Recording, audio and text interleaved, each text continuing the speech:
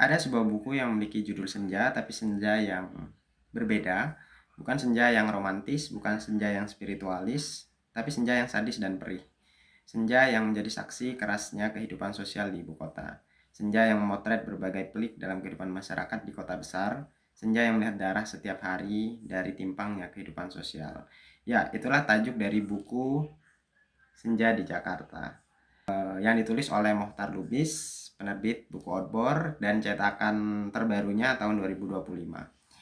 Halo semuanya, saya Noval. Selamat datang di video intisari buku.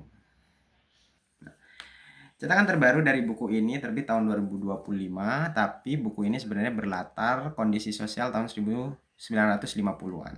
Nah, corak yang berusaha ditunjukkan dalam buku ini adalah ketimpangan sosial yang nyata dari tokoh Saimun dan Suryono.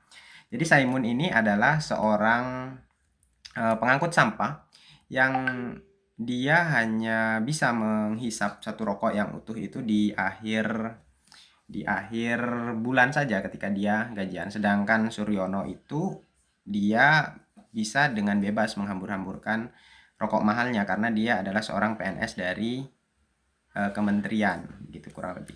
Nah, kenapa rokok yang disajikan di dalam buku ini untuk menggambarkan sebuah ketimpangan sosial? Karena di buku ini justru Mohtar Lubis menyajikan dengan epik konsep ketimpangan sosial menggunakan sebatang rokok. Sebatang rokok. Nah, buku ini juga menyajikan perang gagasan, pikiran, dan realitas melalui perdebatan yang ideologis. Nah, bab dalam buku ini disajikan dengan judul bulan, mulai dari bulan Mei sampai Januari. Alur bukunya maju dengan sudut pandang tokoh yang berbeda-beda. Nah, menariknya, di setiap akhir bab selalu ada laporan kota di dalam buku ini.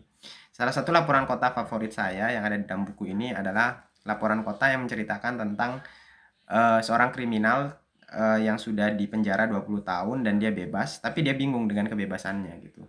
Nah, dan dia bertemu dengan teman lamanya, lalu teman lamanya mengusik kebingungannya dengan kebebasan itu. Kamu sudah dipenjara 20 tahun, kamu sudah bebas, apa yang akan kamu lakukan? Nah, pertanyaan itu membuat si mantan narapidana ini mengalami krisis eksistensi gitu ya. Jadi dia krisis dengan kebebasan dirinya, ketika bebas apa yang mau dia lakukan. Dia bingung sampai dia gemetar karena kebingungan atas pertanyaan itu.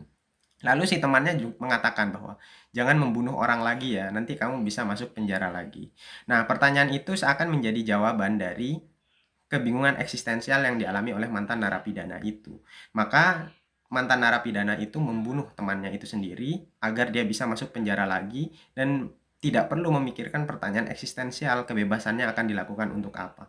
Karena ketika di penjara, dia cukup mengikuti perintah-perintah dari sipir penjara untuk melakukan hal-hal sehari-hari sehingga dia tidak perlu memikirkan kebebasannya dilakukan untuk apa. Nah, berdasarkan refleksi saya dari bacaan buku ini, menurut saya itu berkaitan dengan konsep eksistensialisme dari Jean-Paul Sartre, filsuf dari Prancis, yang mengatakan bahwa setiap manusia itu disiksa dengan kebebasannya sendiri.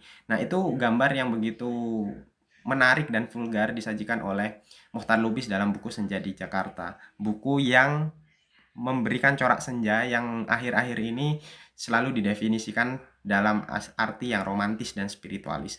Padahal senja justru menjadi arena pergulatan sosial yang pelik dalam masyarakat.